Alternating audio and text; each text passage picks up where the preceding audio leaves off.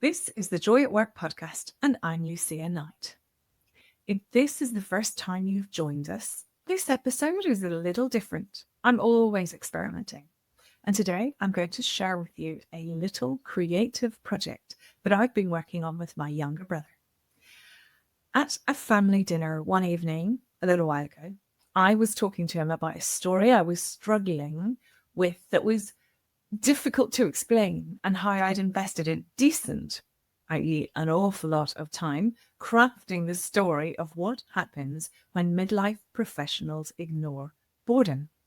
But I told him I was struggling with the imagery. He said, "You need a movie, Lucia." My expressive eyebrows reached my hairline. "Do I? Tell me more."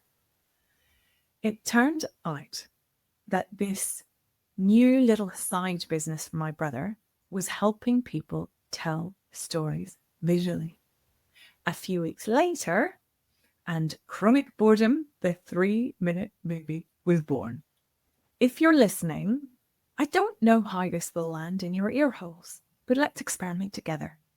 If you're more visual and you're not driving a car, there's a link in the show notes to watch the 3-minute movie.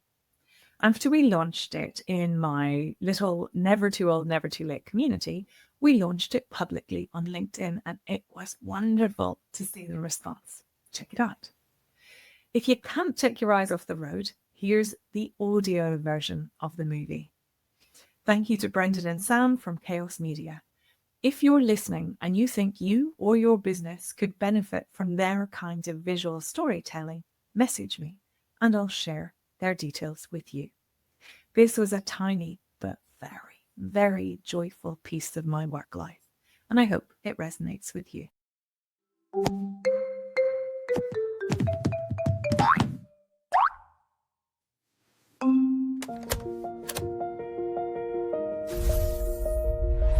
If I was building a dream team, Jenny would be my first pick.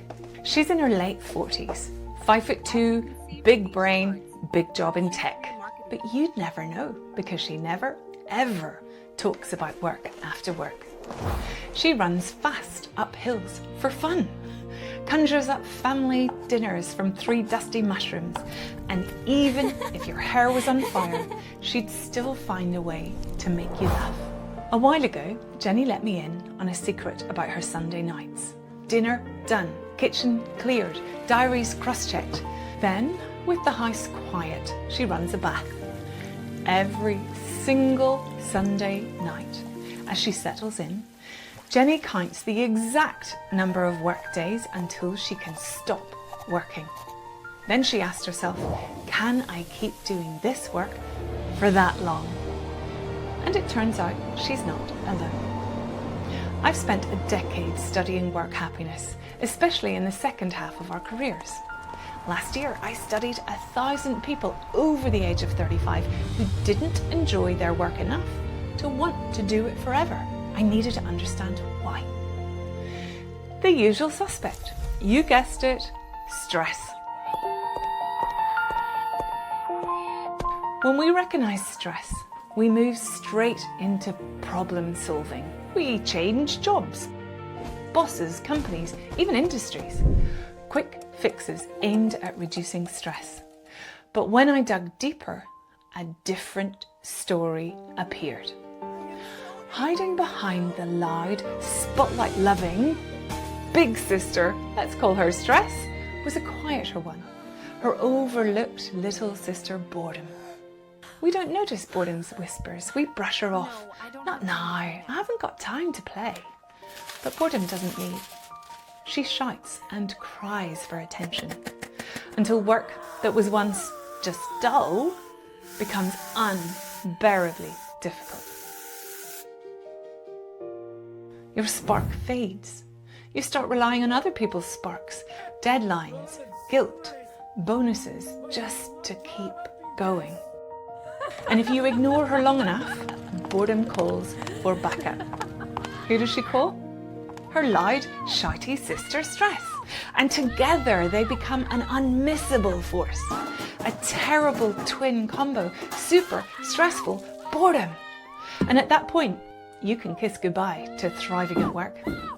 It's It's all about surviving work, day after day after day.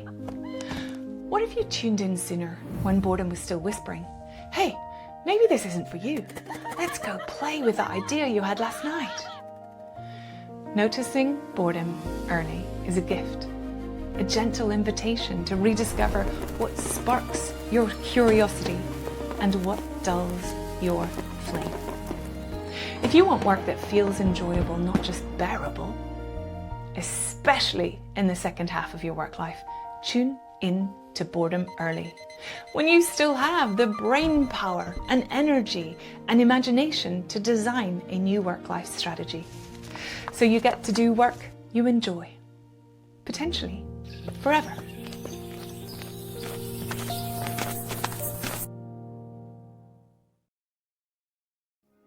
If you enjoyed this, you might also enjoy my Life Satisfaction Assessment.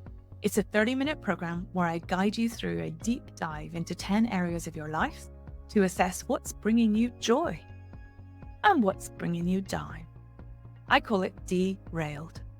It's a fabulous place to begin a joy at work redesign.